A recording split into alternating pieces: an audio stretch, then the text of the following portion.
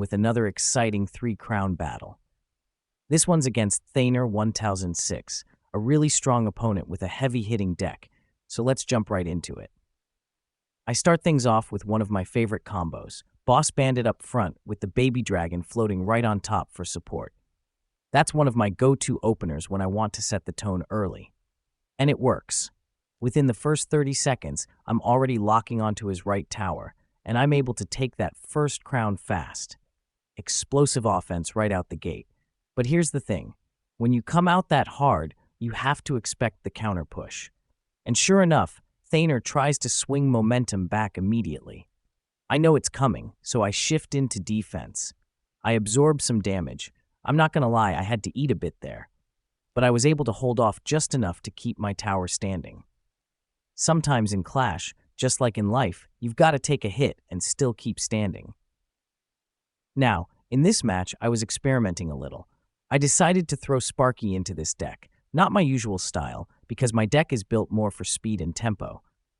Honestly, Sparky doesn't fit perfectly with the rest of my cards, but I wanted to test it against a strong opponent like this. It's always about learning, right? Even if it doesn't work out, you gain knowledge. Still, my bread and butter stays the same. Boss Bandit doing what she does best. She keeps breaking through, especially when I back her up with my Magic Archer. That's such a solid combination. The Bandit applies that pressure up close, and the Archer stays safe in the back, cutting across lanes and forcing my opponent to defend awkward angles. At this point, the match is tied up, but here's the thing. I don't feel stressed. Sometimes you know you're in control, even when the scoreboard doesn't show it yet. That's where I was. Confident, calm, just waiting for the opening. So I start saving Elixir, letting it build, because I know I need to line up the right combo. Meanwhile, I'm watching Thaner's cycle carefully. And like I always say, every strong opponent eventually makes one mistake. That's all you need.